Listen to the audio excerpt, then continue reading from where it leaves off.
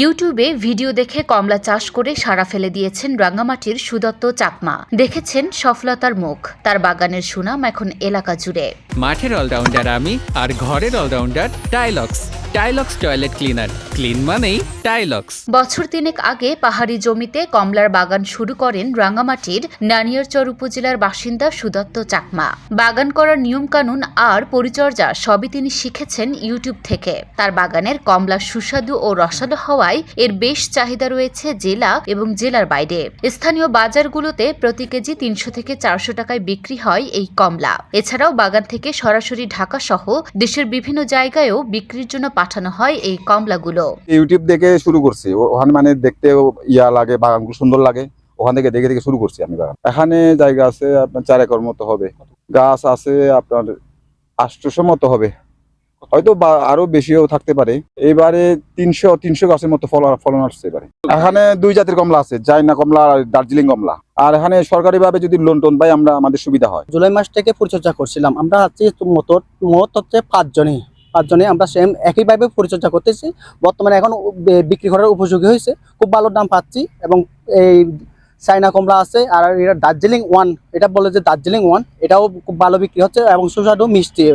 গাছ থেকে কমলাগুলো ছিঁড়ে এখন মানে প্যাকিং করতেছি, প্যাকিং করার পর এগুলা মানে ঢাকায় চলে যাবে। বাগানের সৌন্দর্যে মুগ্ধ হয়ে আশেপাশের অনেক জায়গা থেকে বাগান দেখতে এসেছেন অনেক দর্শনার্থী। বাগানটা আসলে টোটাল ঘুরে দেখলাম, অনেক সুন্দর লাগলো। আসলে এর আগে কোনোদিন এরকম বাগানে আসি নাই, ছোটখাটো বাগানে যাওয়ার পরে, বাট এটা দেখে অনেক সুন্দর লাগলো, ভালো লাগলো আর কি। এবং এক পিস ছিঁড়ে খাইলাম, অনেক রসালো আর কি, সুন্দরই। বাগানটা দেখে আমি নিজে মুগ্ধ। আমি এই বাগানের জন্য, আমি আসলে বাগান করার জন্য আমিও খুব আগ্রহী। সুদত্তকে কৃষি বিভাগ থেকে নানা রকম পরামর্শ ও কারিগরি সহায়তা প্রদান করা হয়েছে বলে জানান নানিয়ারচর উপজেলা কৃষি অফিসের উপসহকারী কৃষি কর্মকর্তা। কমলা বাগানের মেন যেটা হচ্ছে যে রোগের মধ্যে যদি আমরা বলি, বিশেষ করে ডাইবেক রোগ, ডাইবেকটা উপর থেকে আস্তে আস্তে করে মরে আসে।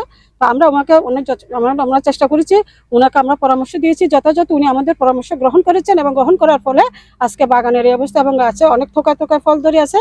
এবং আশেপাশে যারা বেকার আছে তারাও এই বাগান থেকে উদ্বুদ্ধ হচ্ছে এবং তারাও ভবিষ্যতে এভাবে বাগান করার জন্য চেষ্টা করবে। এইবার প্রথম পাহাড়ি এলাকায় পরীক্ষামূলকভাবে কমলার নিজস্ব মেডিসিন প্রয়োগ করা হয়েছে বলে জানান বাংলাদেশ এগ্রিকালচারাল ইন্ডাস্ট্রিজের অডিট অফিসার। আর প্রথমবারই পেয়েছেন সাফল্য।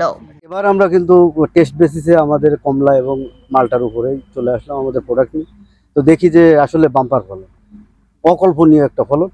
এটা যদি আমাদের বাংলাদেশ এগ্রিকালচার ইন্ডাস্ট্রিজের যে প্রোডাক্টটা, আমাদের সেলস অফিসার এখানে যিনি দায়িত্বে ছিলেন রীতিময় চাকমা, সাথে ছিলেন নিক্সন বড়ুয়া, এরা থেকে যে মানে প্রোডাক্ট ইউজ করে যে পরিমাণে ফলন আসছে, আসলে আমাদের কোম্পানির পক্ষ থেকে আমরা খুবই খুশি।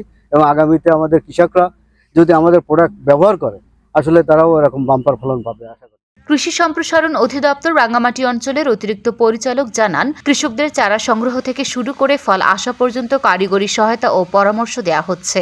কমলা চাষ করার জন্য যে ধরনের জলবায়ুগত এবং মাটির বৈশিষ্ট্য দরকার আমাদের এই রাঙ্গামাটি জেলাতে, সে ধরনের জলবায়ুগত এবং মাটির বৈশিষ্ট্য বিদ্যমান, যা কমলা চাষের জন্য খুবই উপযোগী।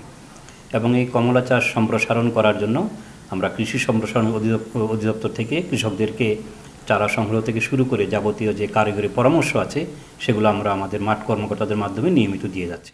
সুদত্তের বাগানে এখন চায়না কমলা ও দার্জিলিং 1 এই 2 জাতের কমলা আছে। পাশাপাশি বাড়ি 1 ও পাকিস্তানি ইয়েলো জাতের মালটাও রয়েছে। লুনা আফরোজ নিপা, ঢাকা পোস্ট।